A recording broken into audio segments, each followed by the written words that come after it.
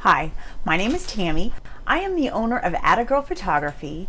I am a South Texas high school senior and wedding photographer who also loves shooting sports. And you can hear my new dog Dempsey in the background being a rascal as usual. Tonight I am going to discuss tips about hiring. This is my other dog, Ziggy. We rescued two dogs about 2 months ago. Anyhow, they're new.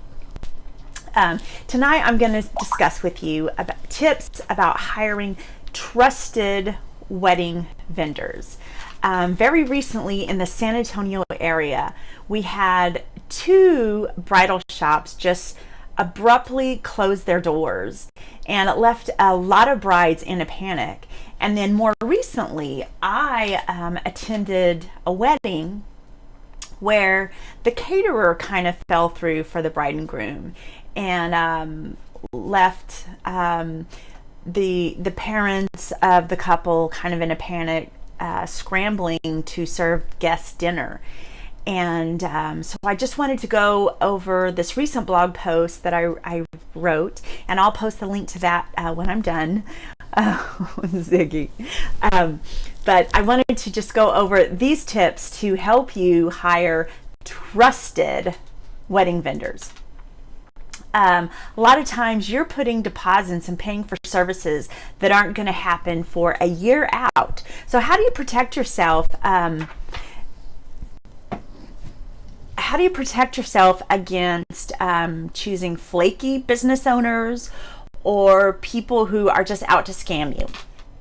So number one, use vendors that have been referred from family and friends. Always check reviews. Read the good reviews and the bad reviews. Even when you're reading the bad reviews, you'll very easily be able to tell is it just some disgruntled person trying to seek revenge and being spiteful, or is it a legitimate complaint? Be aware that on all those wedding planning websites that the featured businesses is nothing more than a paid spot. So it doesn't mean they are more trustworthy. It just means that they are spending more money to try and get your attention. Always use Google. Do some research. Google does know everything. You can research the Better Business Bureau, but just be aware that a lot of businesses these days are not seeking that accreditation. Meet the vendor in person. Use your gut instinct to make a decision. Before hiring, always check the state sales tax records. What are you doing, Ziggy? Make sure that the business is in good standing. Make sure that they have a sales tax permit. You don't want to do business with someone who is just operating on a cash-only basis. That means that they don't have a legitimate business, and if they're not treating their business as a legitimate one, it has a lot to say about who they are and how legitimate they do treat their business, and then how in turn they're going to treat their customers. If they don't view themselves as a business, they don't really view you as a customer. And just for your reference, any business in the state of Texas who performs any kind of service is obligated to pay sales tax. So most of all your wedding vendors should have a sales tax permit. Secondly, always investigate their professional appearance. Is this a part-time gig for them or a full-time business? Do they have business cards? Do they have an actual website or just a Facebook page? Do they have a storefront, an in-home studio, or do they meet you at Starbucks? This is really challenging. The dog. Are they operating as a sole proprietor or a limited liability company, or a partnership of some sort? Again, do they pay sales tax? Is their business listed on the county business tax records? Are they paying county taxes as a business? Are they insured?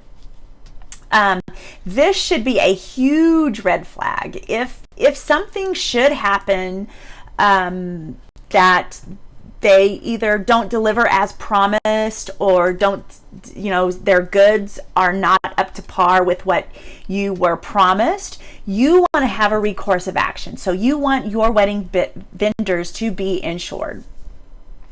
Are they members of professional organizations? Do they seek continuing education, or are they accredited in other ways? How long have they been in business? Okay, going back to the insurance, ask to see verification of liability insurance. They should be insured and have a private insurance carrier. A lot of professional photography organizations do offer an insurance for its members, but I strongly encourage or suggest that your photographer should also be insured by a private carrier. It's for your benefit. You do want a recourse of action should something go wrong. Don't be afraid to ask for references, both professional and personal. And when you do decide to hire any of your wedding vendors, be sure to get everything in writing, every last detail with every vendor. And in regard to specific products, such as wedding dresses, buy what you can that is already on the rack or in inventory instead of ordering and waiting months for delivery. No one will know that you are wearing last year's wedding dress, trust me. And always keep in contact with all your vendors. I would suggest at least a monthly telephone call or email after contracting with them, just to make sure that everything is going as planned, and always keep a log and document all of your conversations.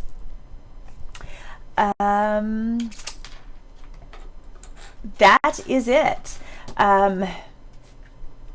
Also,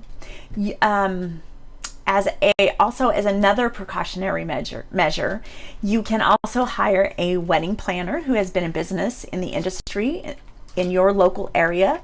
She will know who the trusted wedding vendors are, she will know the ones who just aren't operating under the radar, or the fly-by-night guys are. She will have done business with these people that she is recommending and willing to put her reputation on the line. So that's always an added benefit of hiring a planner who has some experience under her belt. That's it tonight, guys. If you like this video, please share it. Follow me on all of my social media platforms. I'm pretty much everywhere: Instagram, Twitter, Pinterest, YouTube, Snapchat, everywhere. That's it. Me and Ziggy say bye-bye, good night, and we'll see you guys later. Have a great night.